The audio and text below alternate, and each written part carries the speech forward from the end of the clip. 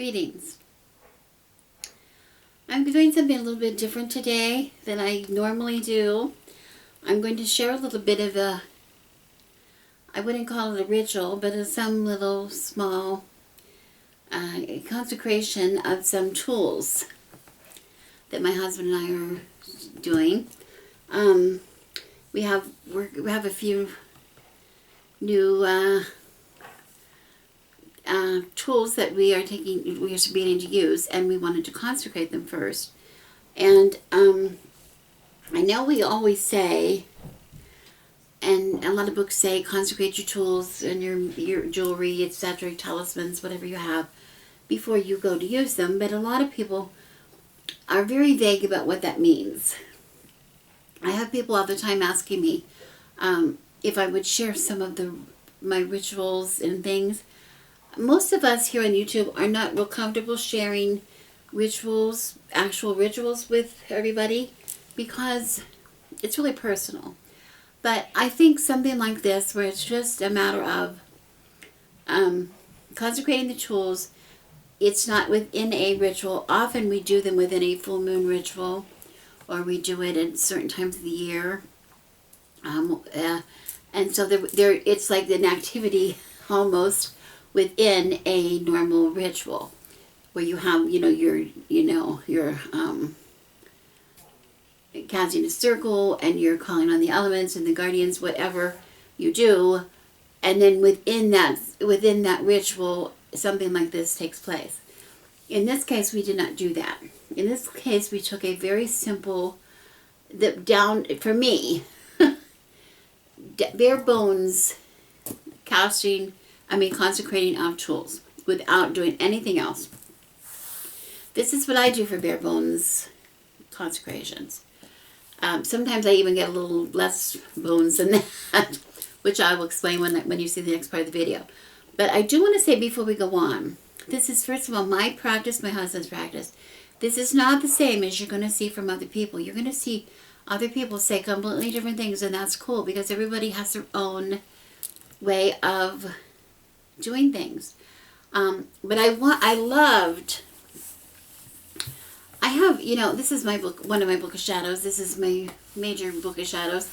And for this consecration, I just took bits. I took some bits out of different parts, which is something I do a lot of the time. I use what suits me. And so, at the time, so this is why I'm emphasizing that you do what suits you. You don't need to do anything like this. Lady Gravedancer did a video a couple years ago, which I went back and watched again today. I remembered it was so good, because she said, as a witch, anything that she does, anything that she uses regularly becomes consecrated just by the act that she's using it in a magical way. And I love that. I think that's absolutely the truth. So if I started just using, for instance, anathema, I started just using it for a magical purpose, eventually, I think I could consider that pretty well consecrated. That's about the best way to be consecrated that I can imagine. I just feel really good about doing a little extra to consecrate tools, or particularly like we also are consecrating some jewelry that we're wearing as a talisman, and which, in other words, for protection and assistance in our magical workings.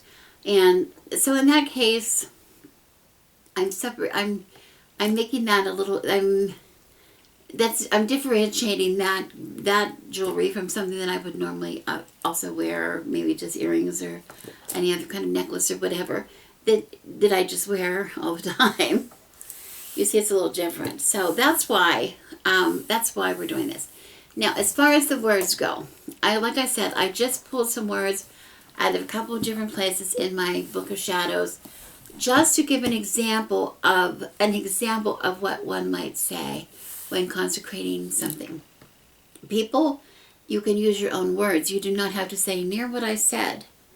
You do not have to do everything that I did.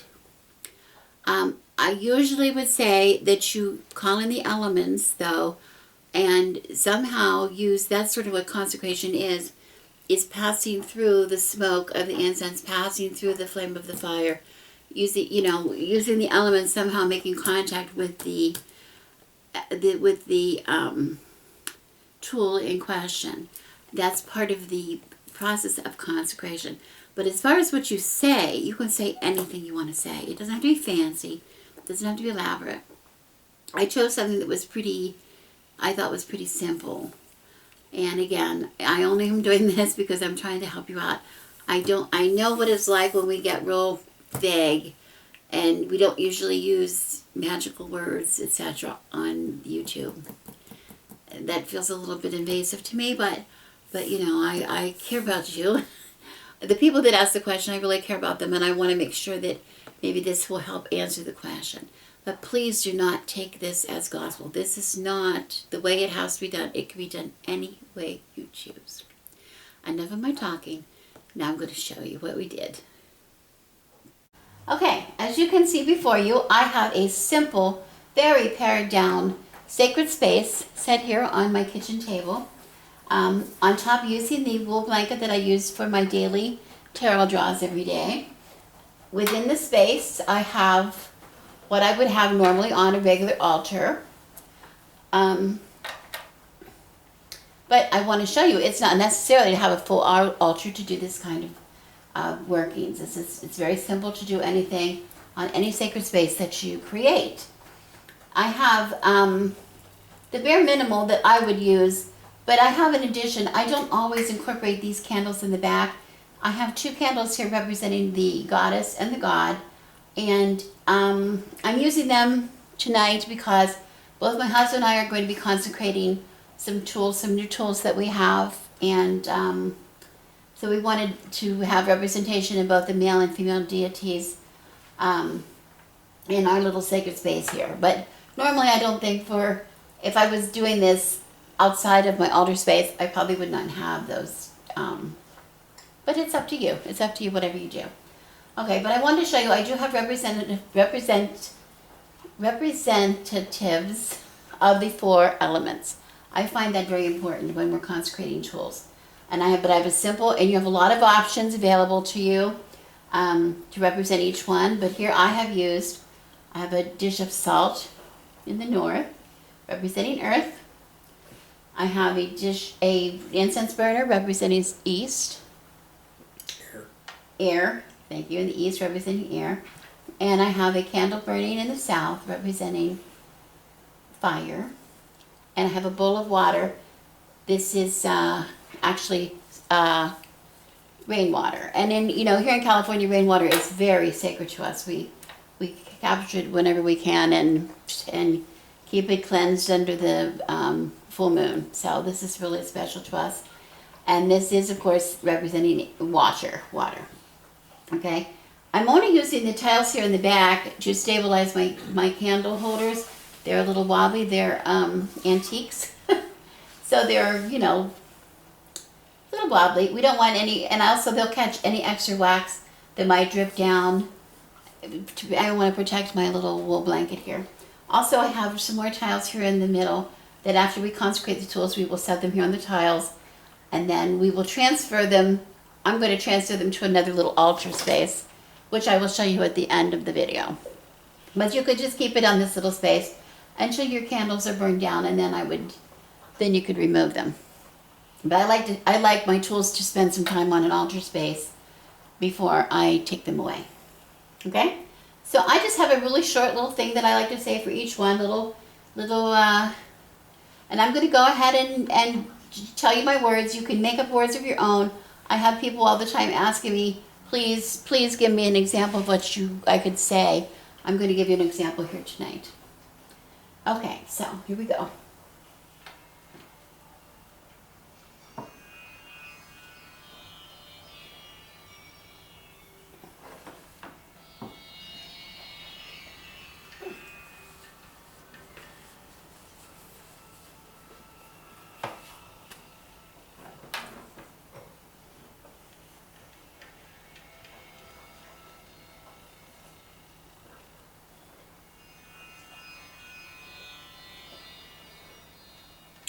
I bring this magical tool to be dedicated to the service of the Lady and the Lord.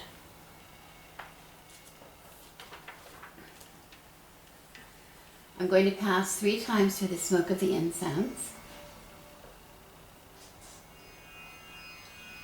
By the power of air, be thou purified, be thou dedicated to purity of thought and to harmlessness, that all intentions for which thou art used may harm none and be for the good of all. I'm going to pass 3 times over the flame.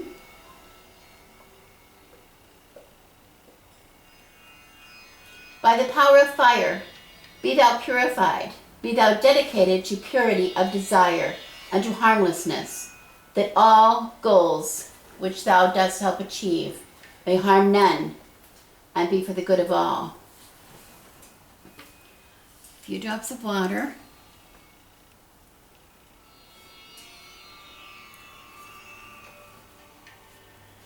By the power of water, be thou purified, be thou dedicated to purity of emotions and to harmlessness, that thou shalt be used in a spirit of harmony, harming none, and for the good of all.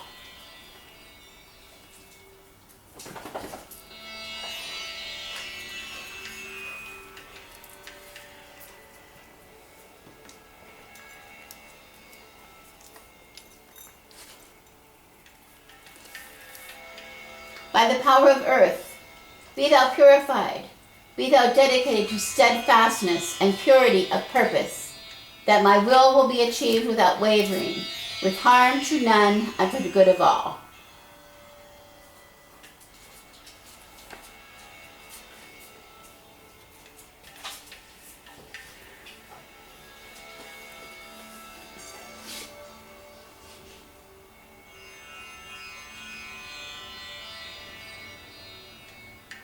This magical emblem I shall wear for all things magical. Bless this talisman, O great goddess and God, that I may be blessed and protected in all ways whenever I shall wear it. So mote it be.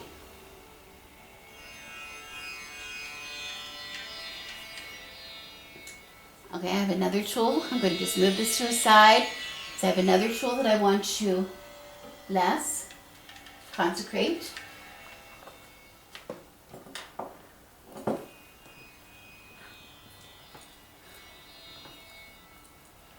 I bring this athame to the service of the Lord and Lady, to be dedicated to them.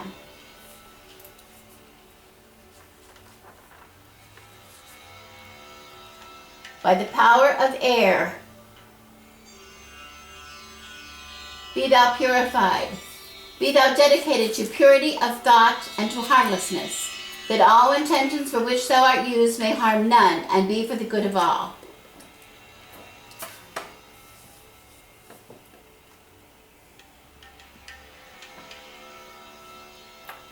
By the power of fire, be thou purified, be thou dedicated to purity of desire and to harmlessness, that all goals which thou dost help achieve may harm none and be for the good of all.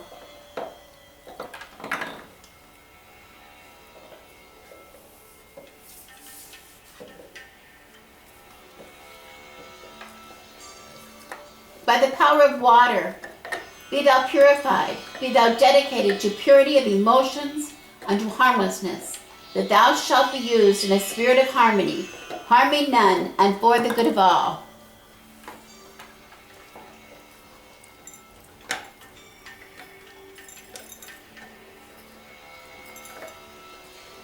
By the power of earth, be thou purified, be thou dedicated to steadfastness and purity of purpose, that my will be achieved without wavering, with harm to none and for the good of all.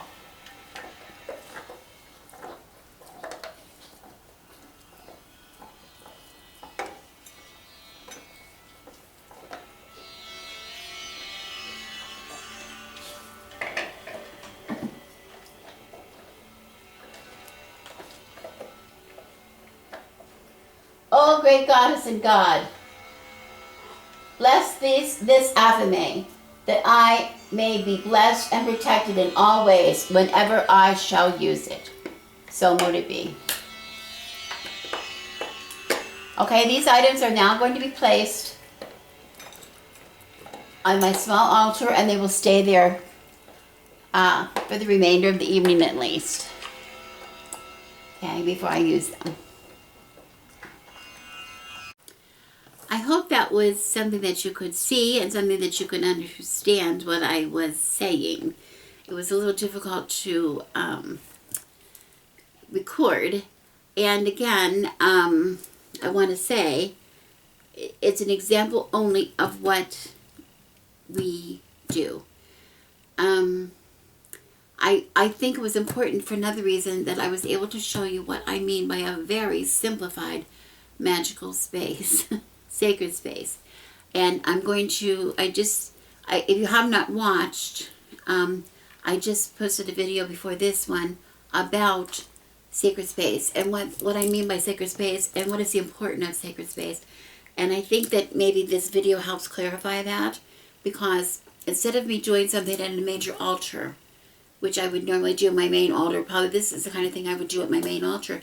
But my main altar is sort of in a period of deconstruction, because we're like moving things around in the house. And I didn't think the space in this room was good enough really for any kind of a major ritual or anything like that.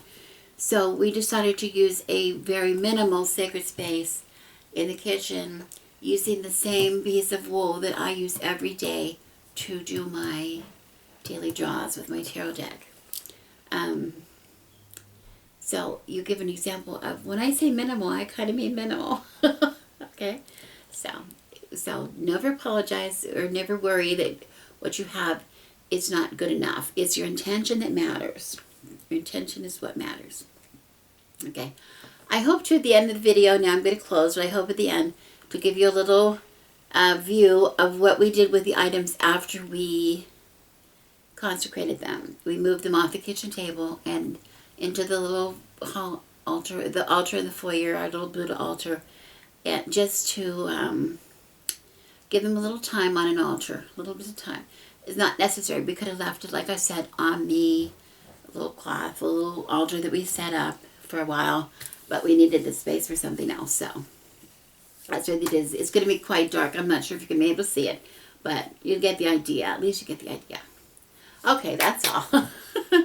Thank you for watching. I'm Rebecca, and I send you blessings.